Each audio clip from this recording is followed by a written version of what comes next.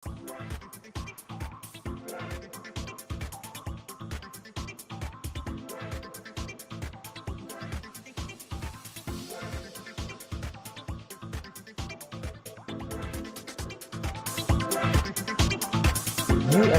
Scholar Society is a federated organization of all scholarship grantees in the University of Science and Technology of Southern Philippines, Cagayan de Oro campus.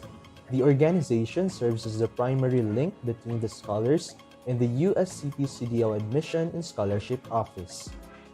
USTP Scholar Society envisions to be an eminent scholar organization that embodies academic excellence, moral uprightness, and civic engagement towards nation building by 2026.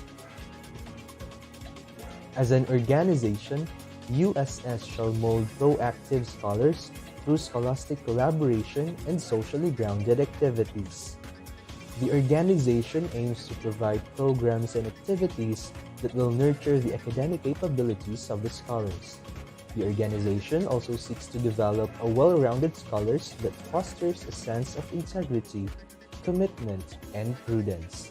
And the USCP Scholar Society endeavors to uphold collaborative engagement that strengthens the link between the academe, community, and industry. The organization persists to stand for academic excellence, commitment, empowerment, and service, as central to the holistic formation of the USTP scholars.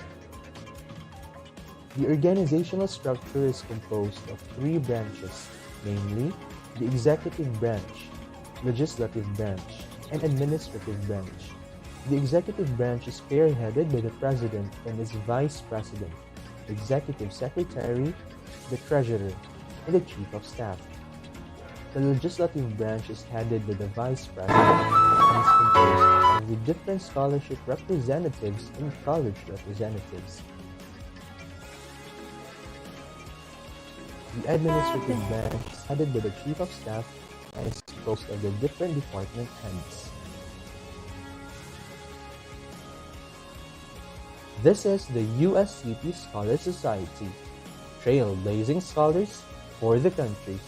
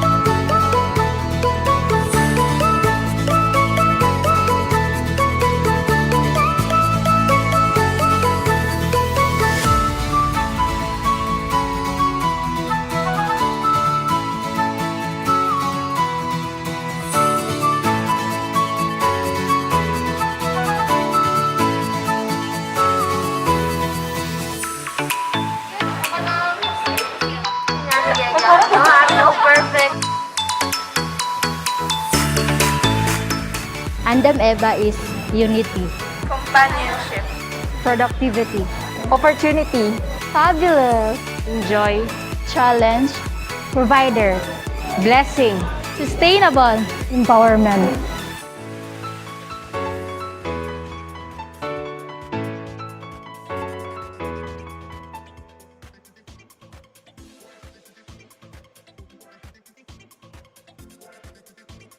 Kawalan ng trabaho, kumakalam na sikmura, di sapat na mapagkukunan ng pera. Ngayong pandemya, marami ang apektado. At isa na rito ay si Althea, kabilang sa grupo ng mga scholar mothers ng Cagayan de Oro na batid ay matustusan ang pangangailangan nila at kanilang mga anak.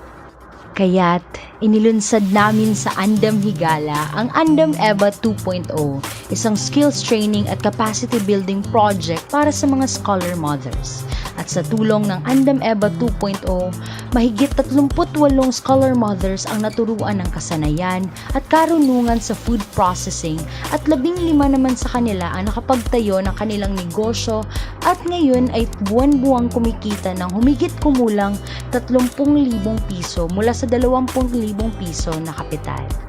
Hindi lamang kami nakapagtaguyod ng pangkabuhayan para sa kanila, pati na rin ang ligtas at nagkakaisang komunidad ng mga kababaihan na handang sumuporta sa isa't isa. Isang komunidad na mas lalawig pa sa pamamagitan ng bagong yugto ng Andam EBA. Kaya't mga higala, samahan niyo kami sa aming susunod na hakbang at pagtupad sa misyong Sustaining communities, one EBA at a time!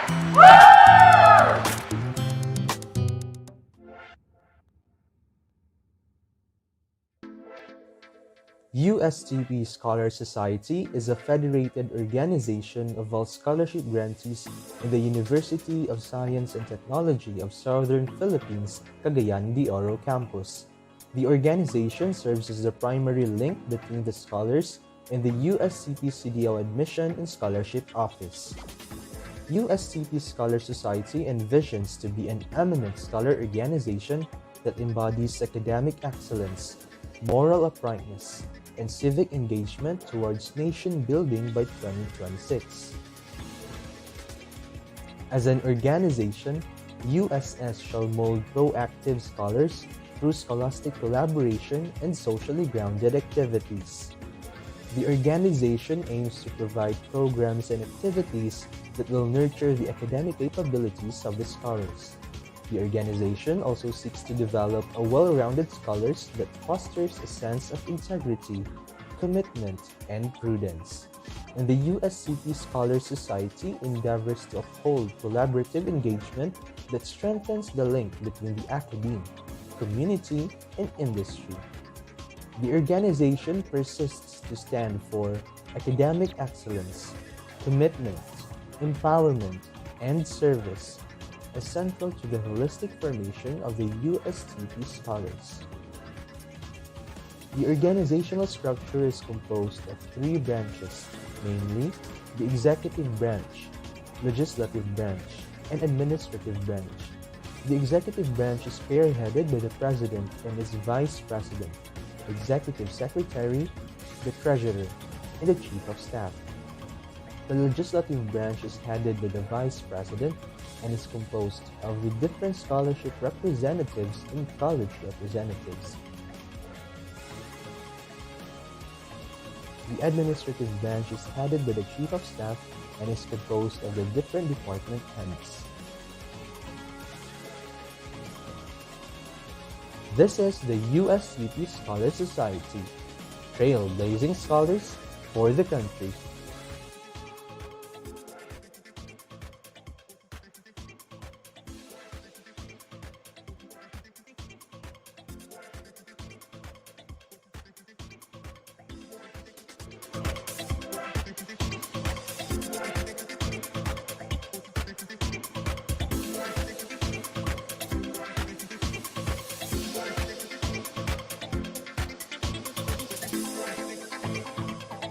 Stories of life, hope, and love. I am V.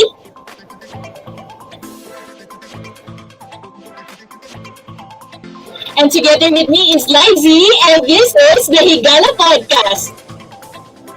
Yes! Hello everyone! Good evening mga higala, no? And I hope everyone is okay sa ilang mga home. And I hope, of course, my partner is okay tonight.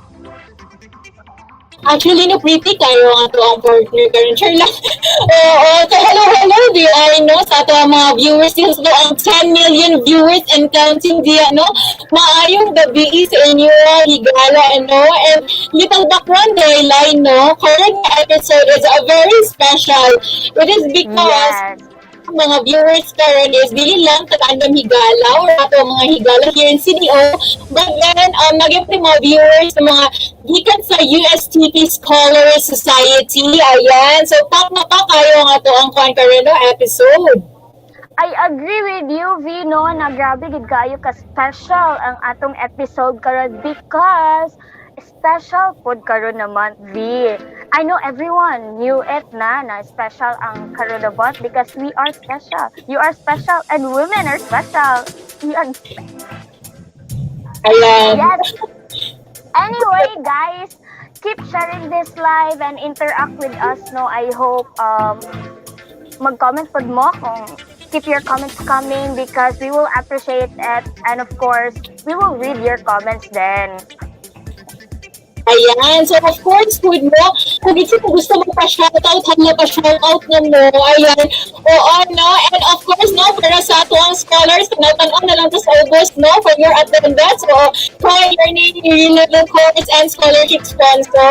Ayan. And at the same time, no, we'll be giving an evaluation form later on for our podcast. And kasi matingala ang ato ang mga scholars na makikita ni si Aldam Higala. Ayan.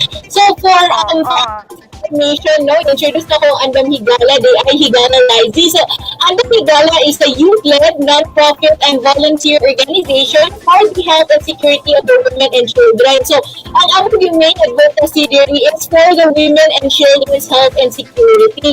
So, basta matingala ko baka sabihin ng Higala ay oo, ito ni Andam Higala. And ito sa aming event kay ang Higala Podcast. Wherein we share the stories of life, hope, and love. Ayan, no, sa mga women and children. And of course, no, kung unsa ang ato ang theme for the month. And ang chika ko daw, unsa dito karong March 9, unsa dito ganap karon. Unsa di ay? Ayan, no, so, Of course. ayan, sige po. Yes. Since this is a special month, no, and we are celebrating Women's Month, today's episode titled Noon at Ngayon, The Modern Eva Stories. So for Yeah. this month, ayan, oo. So, karon naman is nahatagan nato og pagtagad og atong gina-celebrate ang kakusog sa usa ka babae no or sa mga capabilities sa usa ka Eva. Ayan, kay sa tuwa sa namigatan no gina-term na to ang ato ang mga friends in women's sector as Higala. Ayan. So, ayan no, ang ato ang month ang ato ang theme for the year day ng International Women's Women's Yes, oo. And of course, you know, since this is a special episode, of course, you know, we have a special guest for tonight's episode na atay tulo ka babae na special na mag-talk about their Eva stories and of course, kanang gusto nila hatagan o pag-importansya ang usa ka babae. Ayan, no, so what's amazing about Ayan, no, so what's amazing about being about our guest day karon nga gabi una is that kaya akong guest is gikan gyapon sa USTP. Ayan, no, oo. So wala ginaingin gid no, empowered women di kini mga guests. So kani sila no, they're also empowering their fellow women. So ginaingin pa no, empowered women. So ayun no, ayun. So ayun no. Yes. Shoutout din, no? So, naadi pinakita din, no? Oo. Hello, di kita ni, uy, hello, di, Higala RG, dihan, no? Oo. So, ingat mo din si City, ayan, oo. Rush out to sa pretty nga host. Ang maliit na bagay, Eva, oo. Yes. And before sa mag-introduce sa atong mga host, gusto sabihin no, mangumusta sa inyo. So, right now, mag-read sa tag mga comments since nag-read na di ay ganina si V. Wala lang ko naminaw, sorry kaayo. Anyway, hello to Laura, 4th year daw siya. Hello, thank you kaayo for watching with us tonight. To Shaira, good evening. To Maria, hello po. City Scholar po ako. Wow. City Scholar Laban. Keep sweet. swimming mga isda. Na, lagi na, laba-laba, lagi ta isda. No, prelims man daw hapit na, no? Ayan. So, keep swimming, lagi ta diha. And of course, no, kung kita ko, gusto itag ng mga kapo, bahala pag na ninyo. Ayan. Oo. Ang mga special EBA sa inyong life, guys, itag na ninyo para sa appeal sila makadungog sa atong inspiring EBA stories tonight. Ayan, what's next? Like, itabalo ko na-excited na ginagawa ang mga viewers kayo na to know our special guest. Of course, kay excited na mo. Pero, wait, kay excited mo. Gusto sa may makakita og comment na heart. De, gusto may daghan kaayo na reaction. No? Before na mo i-introduce ang tulo ka special guest. Ayan, so before we introduce ang guest once again, no, ito nga podcast guys, ayan, comment hearts me kung naagin mo din ako. Hearts, yes, oo. Para makita na mo ang inyong mga existence. Existence, existence, oy. Na-feel din na mo ang inyong love, no? Ang inyong love, gikan sa inyong balay, padulong sa amoa, padulong kay V, padulong sa atong mga guest speakers tonight. Wow, dami namang heart. Thank you so much, guys, for showing your love for tonight's episode. Anyway, V, ano na ba ang next? Ayan, of course, no, it's my honor for tonight and for our episode, our podcast episode, to introduce our special podcast guest. Ayan. So, for our first guest, no, introduce na ako. Ayan. Sige, oo. Ayan, no, oo. It's my honor also to introduce the moderator of USS and at the same time, no, the Director of Admissions Scholarships Office, the ever dynamic, no, Director's Admissions and Scholarships Office, no other than Dr. Josephine Davis. And let's give Dr. Josephine a virtual round of applause. Ayan. Hello. Yes. Good evening. Hello po, good evening. Ayan, sige na. Ito may second guest na to. Ayun, together with Dr. Josephine. Ayan. Special man kayo atong first guest. Of course, special to atong second guest. So, our second guest is the Vice President of USCP Scholar Society, Miss Kay Madarimot. Ayan. Hello, Miss Kay. Yes, Miss Kay. So pretty tonight, no? Hello, Miss Kay. Good evening po, Miss Kay. Ayan, and of course, no, kami atong third guest po, no? Talk kayo atong first and second guest. Of course, ang atong third guest, fresh gid ka ayo, i-coronahan as one of the Queen of University 2022. We have no other than Miss Francis Barrios. Hello po, Miss Francis. Ayan. Good evening. Good evening, Miss Francis. Fresh pa kayo from winning, no? Congrats anyway. Hello. Before ta mag-interview sa atong mga guests, no, we would like you, Dr. Josephine, Miss Kay, Miss Francis, to say hi to our live viewers tonight po. Yes, so let's start siguro with Dr. Josephine. Ayan. So, kaya ilan po taga may doc sa mga viewers who are watching this. So, maayong gabi sa tanan. Josephine Vesande at your service, Charla. Yeah. So, yeah, so thankful, especially to our host, Miss V and Miss Lizzie, no? Tsada kayo, no, na grabe ka-energized ilang mga introduction. So, maayong gabi. May gabi po, Doc. Ayan, no, we're very much honored din po, no, mag-iuban natin ni Dr. Vesande. And of course, sige, to our audience, Miss Kay, and hello po, Miss Kay. Hello, good evening everyone. So, good evening, Dr. Guys, pwede ba makulbaan? Para di makulbaan si Miss Kay karon, guys. Comment sad, hello Miss Kay, unta di ka makulbaan. Diba? Try for support kay Miss Kay. Ayan, Oo naman. Ayan, so dili mas care kanina to podcast episode no kay for tonight is ano gini siya sa inyong mga perspective as a women about the timelines no. Gusto ko na mo mabaw ni Ginoo unsa gid ang story sa mga EBA sa atong mga women from various timelines and at the same time ang inyong perspective ko sa various mga topics. And of course, no, we have also Miss Francis. Hello po sa ako ang audience po. Hello, good evening. O, diba? So pretty naman. Pink na pink. Ayan, no, oo. Sabi ko siya congrats, Miss Francis. Ayan, yay. Sige, I think our guests are ready na ba? Ayan. So, I think, yes, so, as the first question na lang. Yes. So let's first start to Dr. Jo. Hello, Dr. Jo. No, we have Our first question is: how do women in your time view love or courtship? And you can actually differentiate courtship before and now. Okay, so I think I'd like to start with defining what love is. So in my time, we view love as a commitment. No, it's not so much more with attraction or feelings, but it's more on the decision to make the person happy. So sort of like that.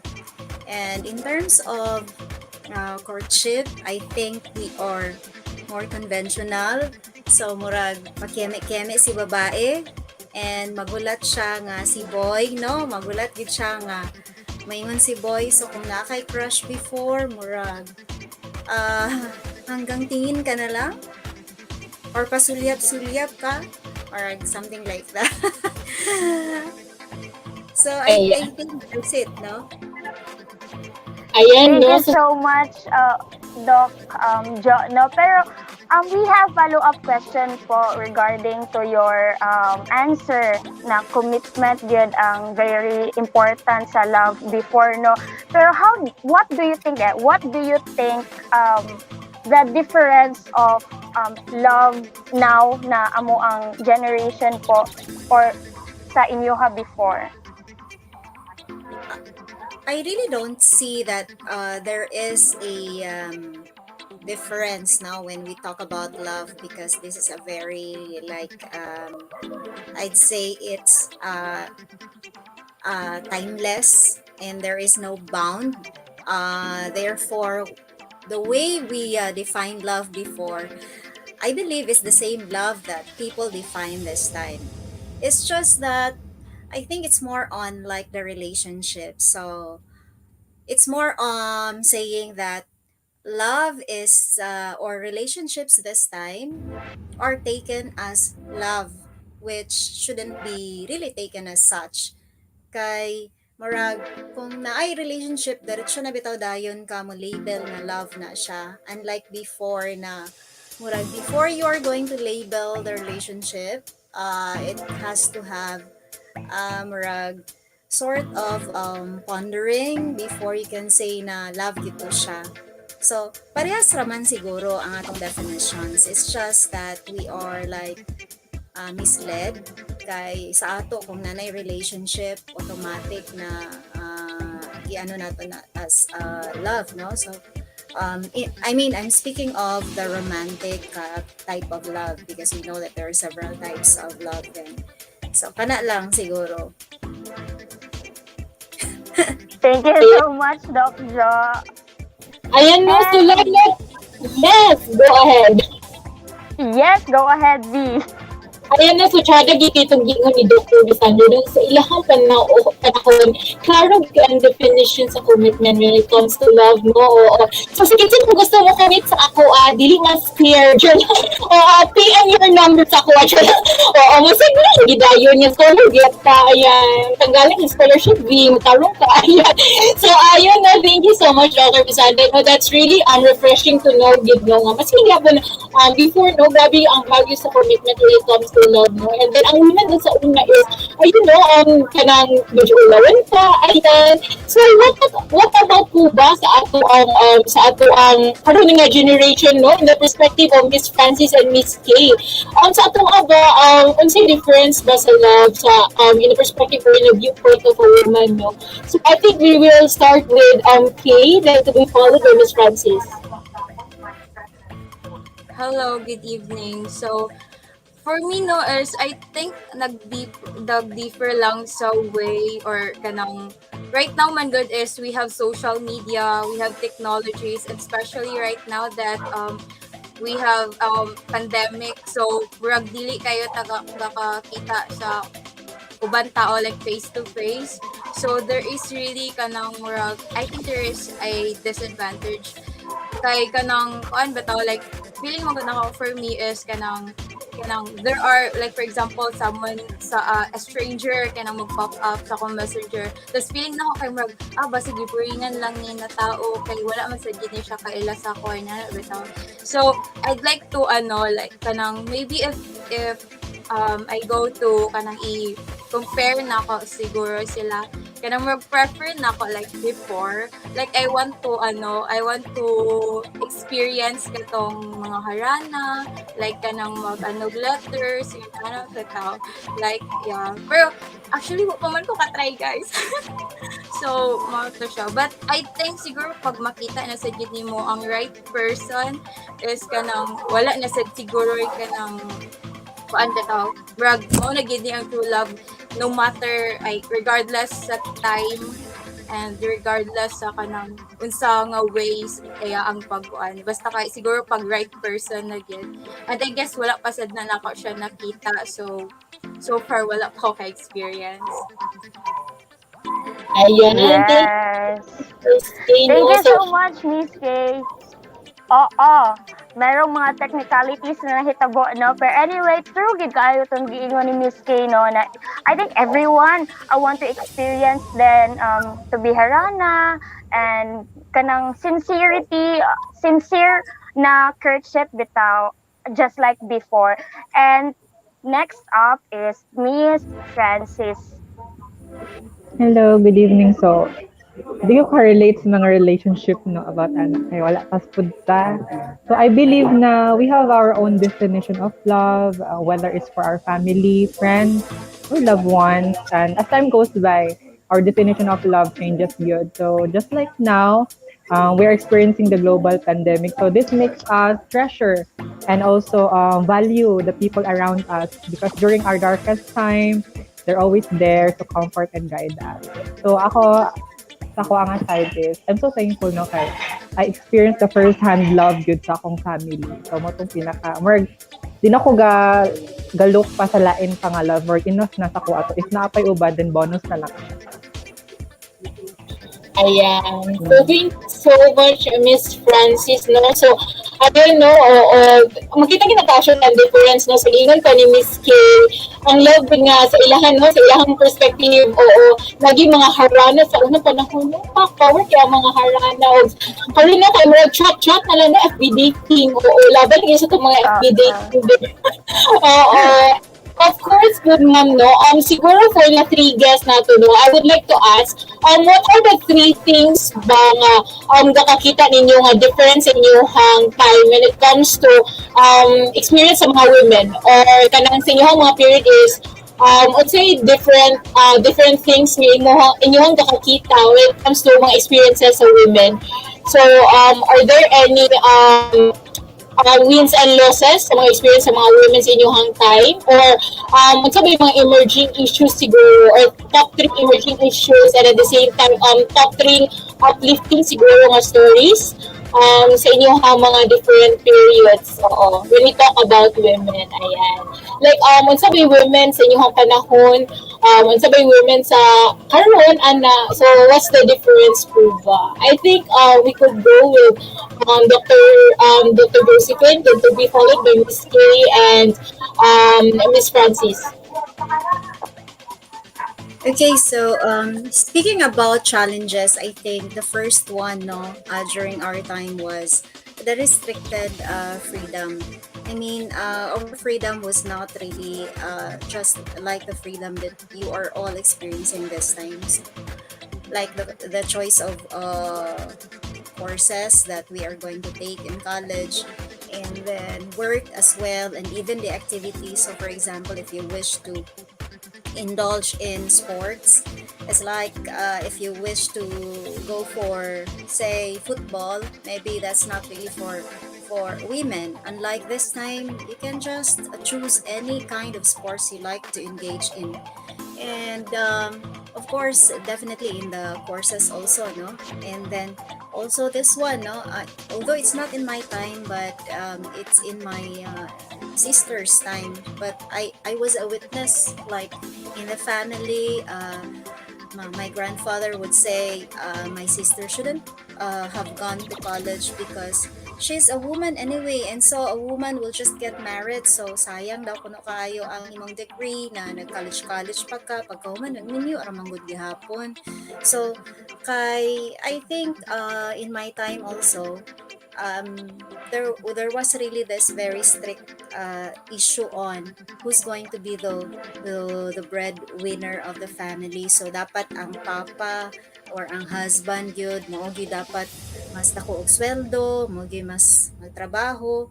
And so that created problems then kay mauna siyang we really can tell time. So kung mauna ang father figure, so ang mahitabo is since grabe man ka si tawag ani dependency si mama sa papa, so mo na medyo nagi problema, no, because that's also what we experience in my very own family. I mean, when my father died when I was still in grade 6, just imagine that, and we were like 6 in the family. So it was the pension dili man kay na siya ano, so mo na siyang issues, no, during my time kay freedom. And then there is also this like caste stratification as to um, was going to head the family. Thank you so much, Doc Jo. Regarding to your answer na about freedom, you know, na medyo wala gi freedom ang women before, unlike now. Pero I have another follow-up question po, Doc Jo.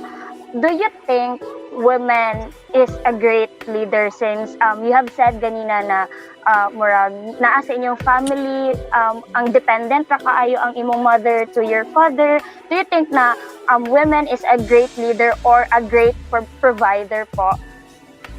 Yes, I believe so because for my mother, that has also been proven, no, after my father died. And then not only in my family, but in fact, other people as well, no? Because I think it also then started mga 1980s na women are also becoming like empowered then. Kay they are coming out of their shells, and then there were also like opportunities now for women.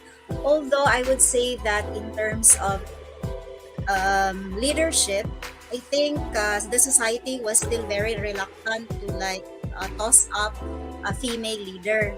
Pero when you talk about is the leadership of women great, I would say yes, even before, no, they weren't just given the right opportunity.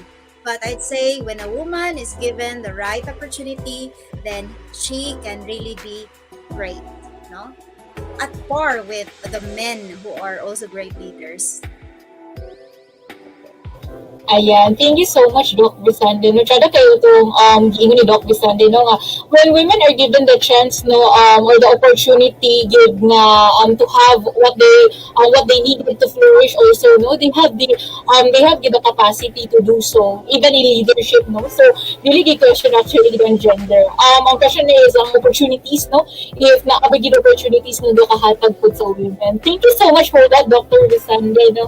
And of course, let's also proceed to Miss Francis. Hello, Miss Francis. What's the difference po ba sa mga experience sa work at career na panahon o sa unang panahon? Ayan. So para sa kada ko wiki siya ang sa amo ang anak ko sa mga women. And then the reason why I ni join ko sa sa Queen of USTP is to reach out more people with my advocacy, which is the inclusivity. And ako ra po siyang gi-highlight dito na thankful kay ko for what USTP did to accept us. Kay I can feel talaga na it feels like home ang USTP. So we all know that our brothers and sisters, they have problem with their family or sa ilang home or outside school. So at least sa school, they feel at home. So ako recognize ang pag-accept sa USTP. So I'm so thankful for that. And actually, with the advancement of the technology, grab yun ako ang opportunity sa or kanang ang use yun sa social media. I posted my advocacy sa tanan ako social media in my Facebook, Instagram, Twitter to reach more out people. And then after that, na-shock ko at first sa mga responses, lagi mga negative, mga positive. At least, no, nakita na ko nga na naka-reach out yung daghan people through ato nga mga responses. And then, ang kalayan sa una og karon before, it's so very hard to out yun. Then karon, mas nakuan ako nga mas ako thankful ko sa akong family yun, open-minded sila about sa kuha. So, you know, the impact of love of the family is really a big thing good sa amuan na mga women. And then, mo to siya so karon more on open na gid kaayo and so thankful kay halos na gid mga school campuses karon kay open na pud sa amuan na mga women. And by that, ang ako ra mingon is we are accepted but we are not tolerated. Mo ra gid ako mingon niya. Proud ko ana nga part. Thank you so much, Miss Francis. No, and I remember then your advocacy since I was the one who hosted the pageant that night, and I knew from the start, Gyud, from the pageant, na you are the winner, Gyud. And anyway, congratulations. And nakoy follow-up question regarding sa imong advocacy na inclusivity, no. Have you experienced ba since your advocacy is about inclusivity, like unity, no, to everyone? Have you experienced ba na discriminate ka because of who you are? Yes, oo. Di ba, I set na example pod for my advocacy para mas makarelate to other people. So yes, naka-experience with ko before up until now. Hindi sa takaingon, but since tomorrow maka-experience with that, so di ba, it's part of life mapod. Ma-reject ta, so at least we learn from it. And then that's why nag-recognize lang po nako ang school sa pag-accept sa MUA. Dahil ko pinaka-thankful and wadyo ko na sayo pag Philip School, no? In USTB because it's just not like a school. It feels like really a home good for everybody because we are heard, loved, and respected. Yes, I agree with USTP is a home because we are loved and we are heard. Wow, power kayo na statement, no? Thank you so much, Miss Francis, for sharing your experience as a woman, as someone who bring inclusivity to the community, to USTP. And right now, we want to also heard the thoughts of Miss K. Miss K, what issues or what emerging issues were you experienced during your time? Hello. So based sa like I would connect to Dr. Jo, like kanang based yung gingon na before is very kanang restricted good ang mga women. They are not free to choose unsa ilang buhaton ana. But I guess karon is kanang ka-happen gyapon siya, but then there are siguro magmurag siguro depende sa family nga imong gikadak-an because there are still like for example I can still hear like kanang sa mga neighbors nga you kanang bai ka dapat ingon ani mong buhaton ingon ana. So kanang kuan gyapon siya karon siguro I guess kanang before o hangtod karon maybe the reason why na ay movement like this women empowerment is to really kanang para maipakita nga women has a right, and then kanang it's just though naa nay movement but then dili pag yun nato kanang at least makita na nato no nga ang kanang differences ang advantage but kanang dili pagyapon like completely like I there are actually a lot of kanang emerging issues like kanang about sa naapagyapon ang patriarchy. There is still kanang unequal employment, like for example others kay kanang mag-base lang sa gender, and then kanang dili ka ma-qualified ana nga position because of your gender, kay woman ka ingon ana betaw. It's just so sad nga kanang ingon ana lang ilang i-consider, not knowing na that person there is capable, and then kanang can be an asset bitaw. Also there are still kanang gender based violence, kanang kuan man gyud, like growing up, like even katong bata pa ko, like ginaingon na gyud sa ko na kanang you should not walk alone sa street samot na gabi kay kanang there is a possibility nga ma-rape ka, patyon ka, something na which is very prone sa woman. And then daghan gyud kay tagakakita na sa mga balita daghan kay gipang rape regardless sa ilang gipang suot bitaw. So there are kanang mga gaingon nga because kanang kani imong gisuot, but then kanang mubo kay kagipang suot, but then there are kanang mga babies pagani nga gipang kuan, which is women should not kanang dili dapat na ma-feel sa women bitaw, that this kanang women should feel safe, dapat comfort ang place and area. Then that is why siguro there are also kanang daghan pagyapon gyud, but then at least kanang women kay kanang nagsugod na bitaw ang mga women to speak up, to voice out, and to kanang to lead bitaw nga we can really we can make a change nga we have the rights, women have the rights to be free to speak out ingon ana siya. So I guess kanang there are still emerging issues, but at least siguro I won't say kanang kuan dapat man gyud unta wala siya, but then kanang kuan na lang siguro nga before is grabe gyud kaayo, pero karon kay dili na ang gahinay-hinay na taog kuan, and the movement is kanang on process pa, and how I wish nga makuan na gyud siya no, ma-feel na gyud nato ang safety in the near future for the next generation man lang. And yes, that's it po.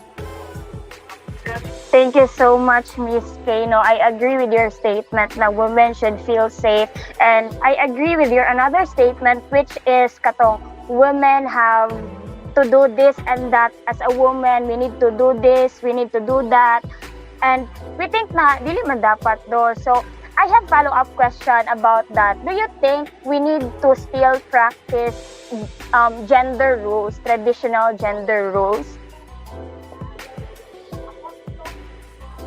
I guess there are kuan man like advantages man gyud, depende man gud sa kuan, like for example sa ako man gud it's like for example if my parents kanang gina-consider gid gyapon nako ang mga older people sa ilaang opinions ako ug sa akong kuan, and if I can see na kanang sakto, I will still obey them ingon ana betaw. But mas siguro mas okay if sa imo ang family palang daan is kanang okay bitaw ka nga kanang imong parents kay kanang open to know unsa imong side, to know your perspectives about it, and then as well as you. Pero or of course kanang imong parents is kanang mo open sad sila o kanang kabalo sad sila nga mo respect sa imong as well as you. Murag something like a kuan bitaw or process of exchanging, kay sometimes manggod kanang gaka start man gyud siya sa family, and I guess kanang siguro kuan lang sad ko kanang happy and blessed sad ko sa akong family that I have this kanang kuan bitaw voice nga gina-consider, ginapangutana gid ko what is your ideas about it, your point ingon ana siguro. So I guess na ay kanang disadvantages gid siguro, na ay kanang angay nato walaon ug naapoy angay nga ipabilin, depende na siya. Thank you. Yes, thank you so much, Miss K. Tama gid kaayo na naagi tay angay ipadayo ng mga gender roles, at sa tay angay na ipanghawa, no? And anyway, we have another question for Doc Jo. Hello po, Doc Jo again. We have another question for you po. how is it important to start conversations at home regarding women empowerment? It's very important because we know that the home is the foundation, no, of our principles. Our concepts of things around us actually start sa atong sa atong balay, no, respective homes.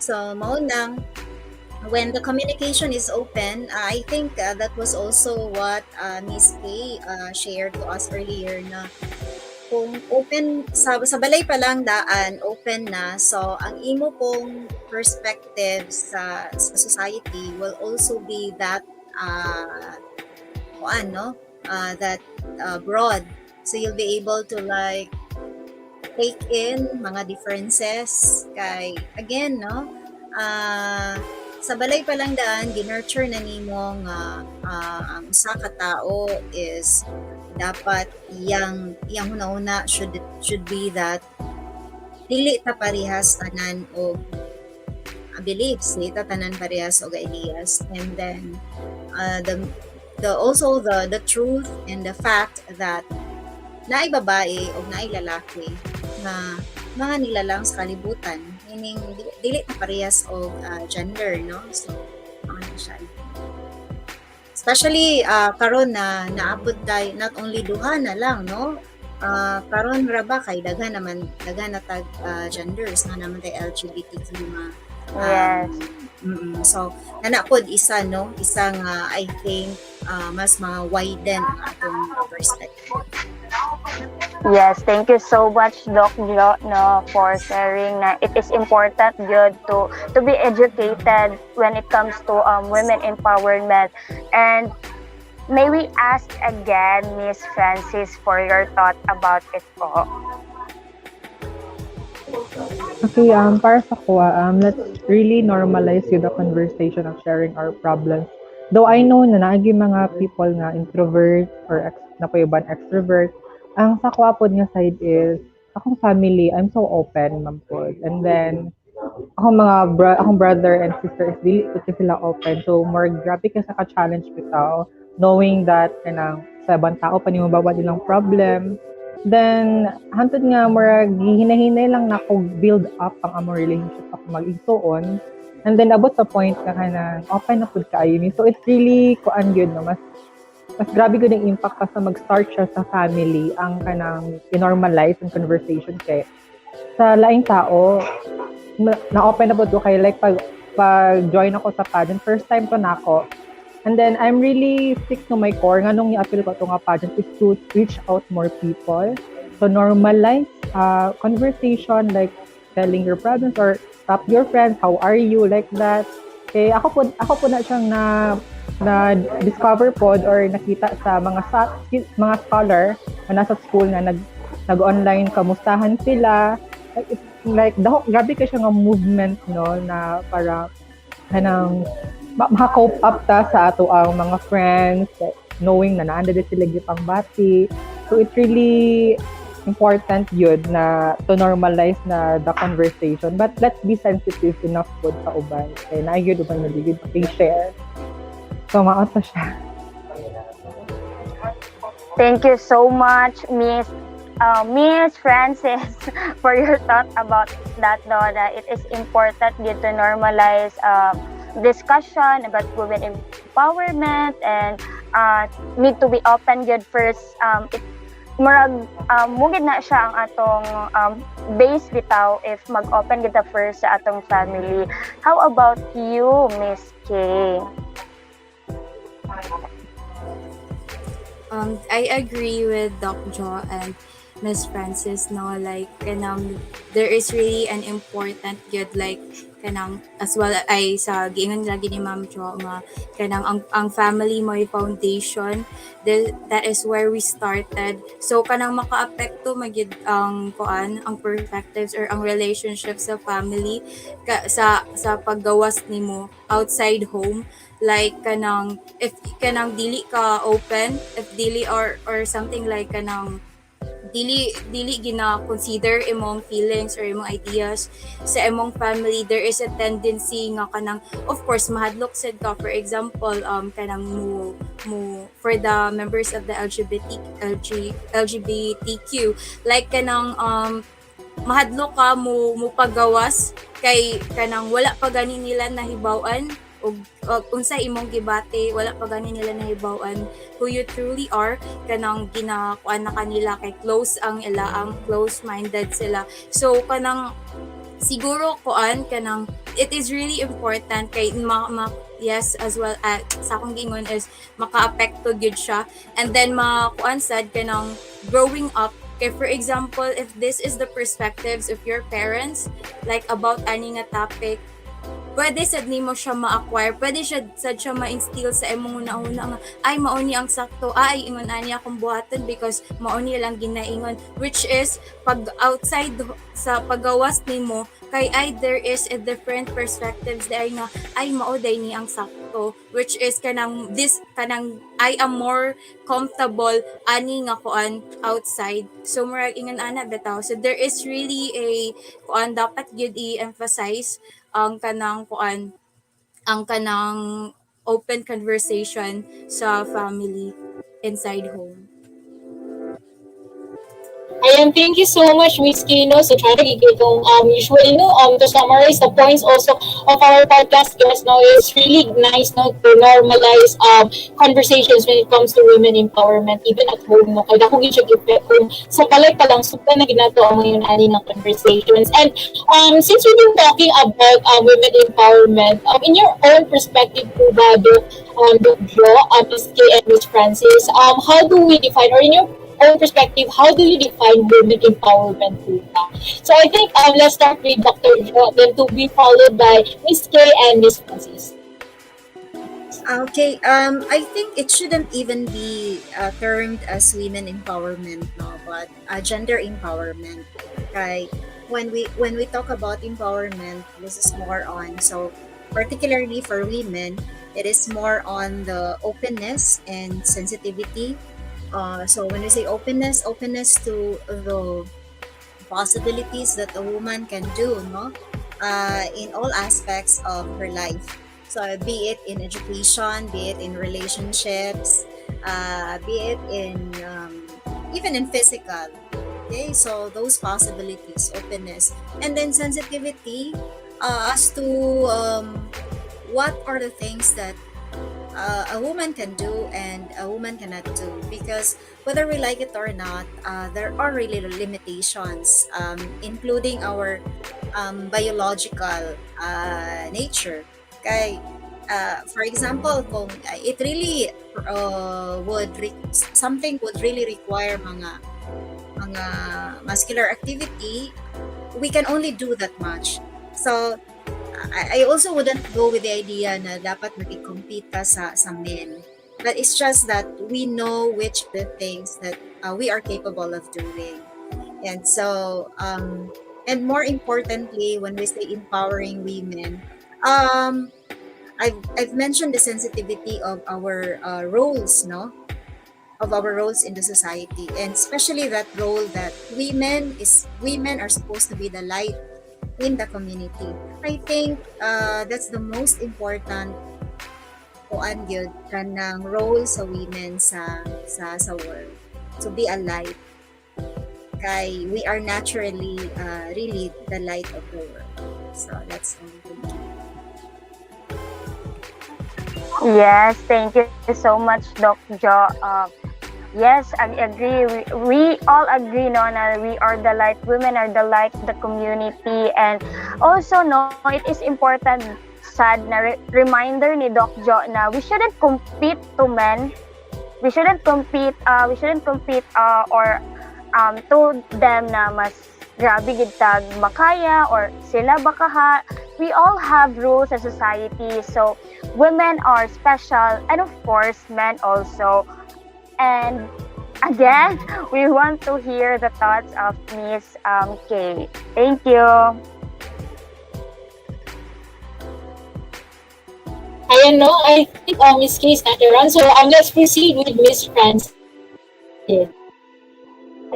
Hello, yes, no. So I think it's very underrated not to think that women make less money than men because they can do more but people expect them to do less. So para sa ko ang kanang sa women empowerment, it can be defined to promoting women's sense of self-worth and improvement of women's social, economic, and political status. So treat all women and men fairly at work gyud. Diba? Kaya naamang gito yung mga strengths and weaknesses nato. And then also to promote education, training, and professional development for women and so that they can feel no that they are heard. Thank you so much, Miss Francis. Yes, I agree with you na daghan gid kaayo mabuhat ang isa ka woman. And we have follow-up question po for the both of you since Miss K is not around. Siguro nalay mga technical issues na nahitabo sa iya dito. Anyway, our follow-up question is, what are the ways we could empower women or girls? Let's start to Doc Jo.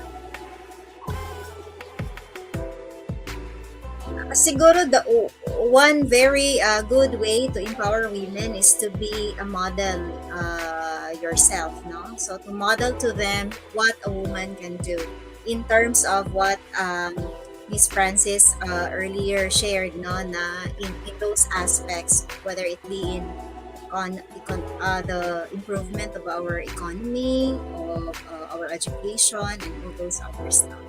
So that's it. Thank you so much, Doc Jo. How about you, Miss Francis? Well, para sa ko, it's simply like an appreciation yun. To appreciate someone's effort. And just like me, and the reason why I joined the pageant, the Queen of University, is to speak up. To become the voice of LGBTQ plus community. We're not forcing ourselves to be accepted. It's just that the school really take steps to accept us, and it's a really big, great message to every campuses that there's really no harm for including us within our society, and yeah, it really feels like home good. And then mata siya, simple lang gid kan appreciation lang sa atong mga effort. And siguro the crown is the more outcome siya or reward for my hard work pod. So at least nakita na ko nga okay. I fit for this position. So, nag-trust sila sa kuha that I could be the voice of LGBTQ plus community. So, right now pod, I'm now doing a step for the LGBTQ plus community in USTP, not just in USTP, because I have a lot of friends pod in other campuses na we do discussion, we normalize na ang discussion about among movement.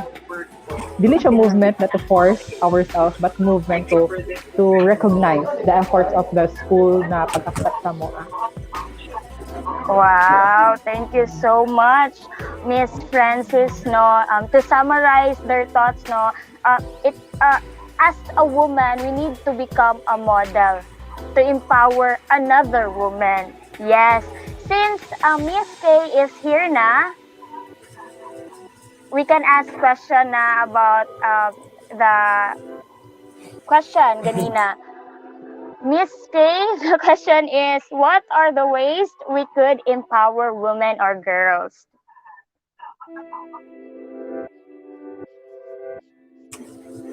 Hello. So, I think I agree with Doc Jo. Like you need to be a model. You need to be empowered. You need to help yourself to be empowered. Sad. Kaya kanang if ever you don't know man God, like for example, magpataka lang kag like you will take an action, then you yourself didn't know kung unsa imong gikuan, so wala ra gyapon siya. You should know, like mag-start yun dapat sa imoa, and then after that you are already an empowered woman, so kanang dinha na dayon you can empower others na dayon by simply kanang if there are kanang others nga kanang wala sila kabalo or kanang we actually have this kanang mga unfortunate na sectors nga kanang wala na educate about it, like kanang galisod sila kuan, no ay kanang galisod sila kuha og knowledge bitaw.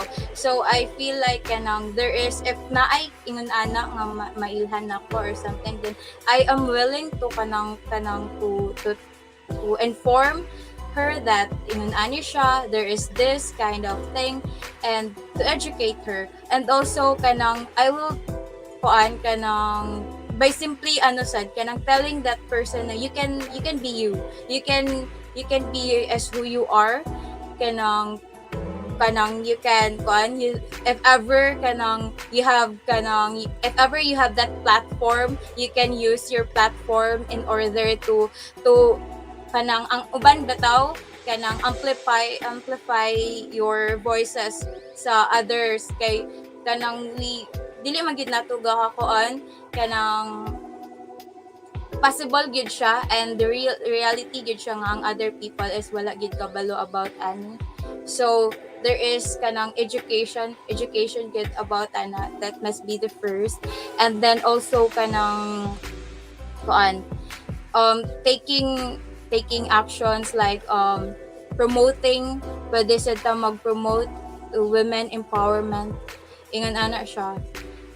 By simply doing that, we can like simply knowing who you really are, being true to yourself, ingon ana pwede ra gid kaayo na siya. That's a small step, and that is already a kuan, you being empowered na.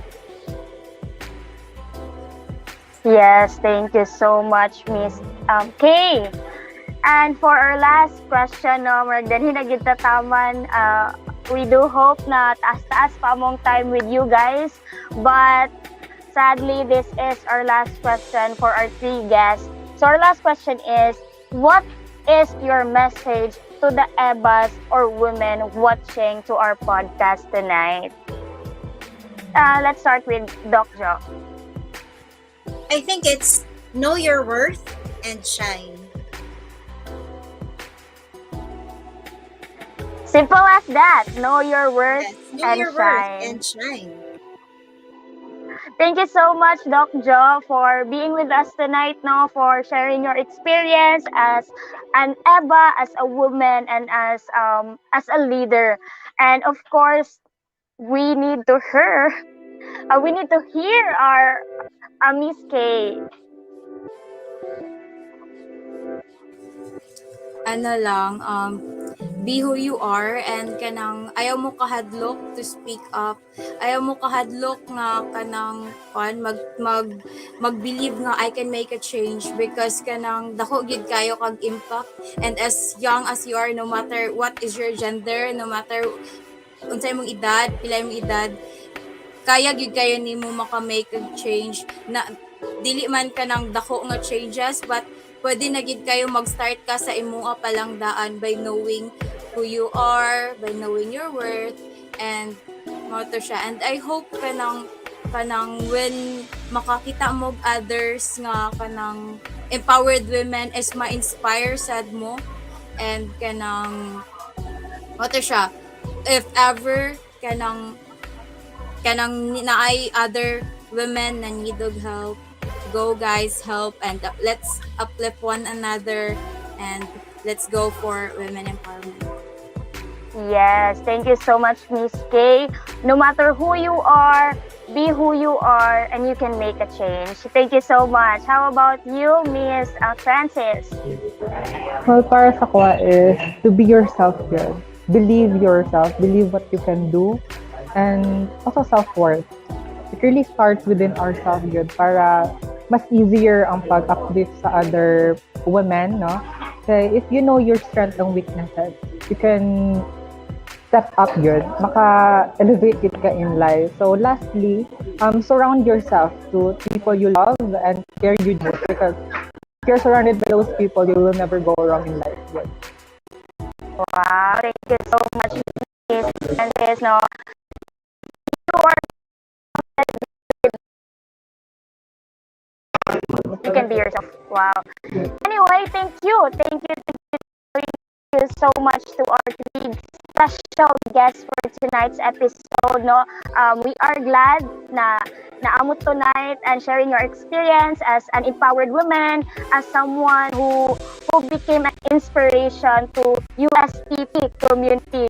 Anyway, guys, Ayan. your last goodbye na po sa ating mga guests.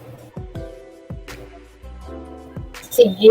So, I think naghatanagin na sila ang mga message po sa ato ang mga Evas, no? And, of course po, no, in behalf po sa Andam Higala and sa USS po, Doc Josephine, Miss Francis, and Miss Kay, thank you so much po for saying yes to our invitation po and for sharing your stories din po.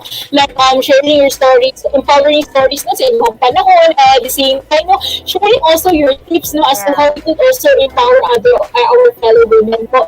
Thank you so much po, and we will be sending also our certificate as a sign of gratitude po sa inyo po for sharing your stories tonight with us. Thank you so much po, Dr. Josephine, Miss Francis, and Miss Kay. And we hope Yes. Thank you. Thank you for Yes, that thank you so opportunity. much po. Ayan. We do love to hear another stories from them, pero sadly danhi nagitatamon. I know you are feeling beaten, but I hope you guys have learned something for tonight's episode.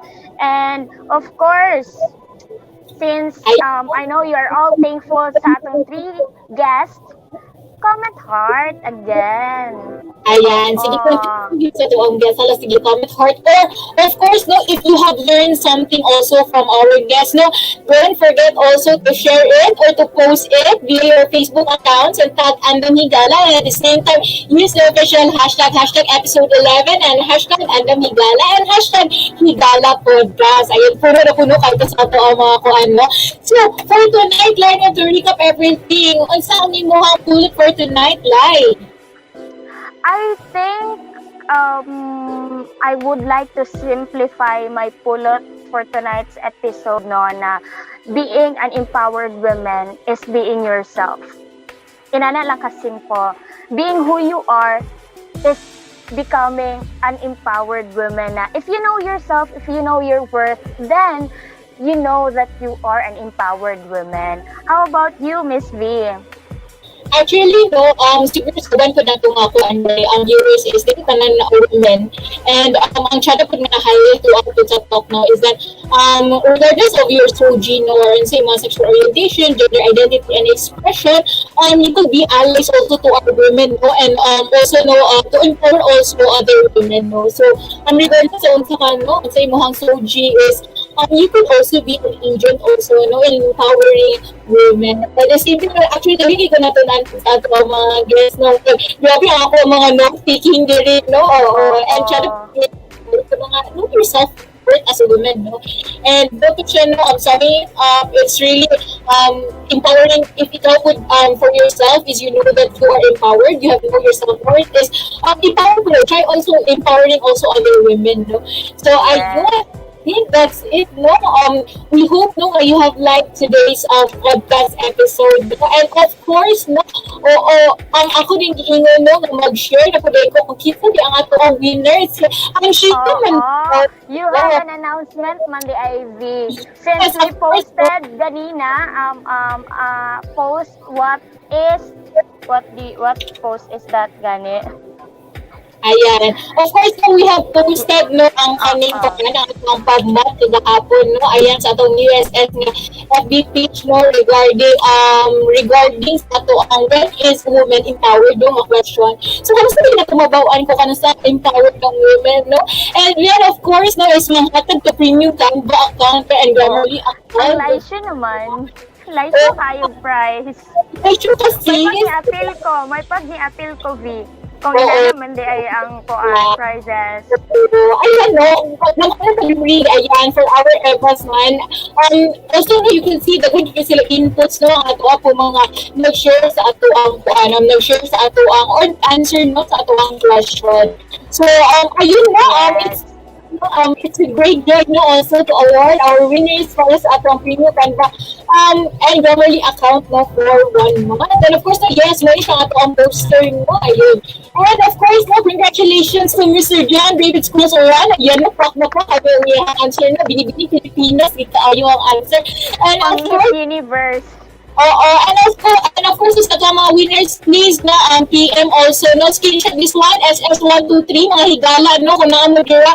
Ayan, no, and of course, PM us, no, sa Andam Higala, so that we could formally give you your prize. And of course, no, we also have Miss Maylin Ibanez. Ayan, congratulations, Miss Maylin Ibanez. Ayan, no, SS 1, 2, 3, Miss May, kung nakakadiha, ayan, 1, 2, 3, ayan, sige, next, let's proceed to our next winner, ayan, we also have Mr. Nico C.S. Nuero, ayan, thank you so much for joining also, no, sa ato ang gamay nga kung ano, ang halipay, ayan, no, and of course, we also have Miss Miles Bullar, ayan, congratulations, Miss Miles, and of course, no, we also have Miss Paris Apoklida. Ayan. Scholar din si Mr. Reese na nakita na ako siya ganihan, no? Oo. And of course, no, I think that's it, no, para sa atong for our winners. And of course, no, we would like also to remind everyone, no, to answer the evaluation form, most especially sa atong mga scholars ka na naudihan, no? Oo. Para ma-credit or makita na mo ang inyong return service hours, no? Or makita na inyong hours, no? Oo. So, ayun, no, lahi kagli mga scholars, there is mga return service uban pa. Ayan. Please feel free to answer the evaluation form. It's bit.ly/HP11 evaluation form. Ayan. Oo. Ipakita pag ako din pa. Oo.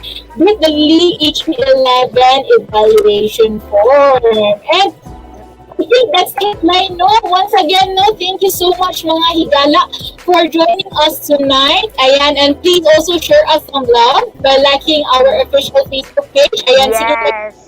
Facebook Thank page. you so much, everyone. See you on our next episode, which is on April. So see you again. And if you have stories to share, no, don't hesitate to message us Andam Higala. And of course, don't forget to follow and like our social media platforms, Andam Higala.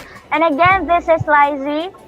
And this is V. And thank you so much, mga higala. And most especially sa ato mga scholars na daghan kaayon salamat for sharing us your time and sa ato ang chikahan tonight. Yes. And thank you so much. Stories of life, hope, and love. I am City. I am Raven, and this is Higala Podcast.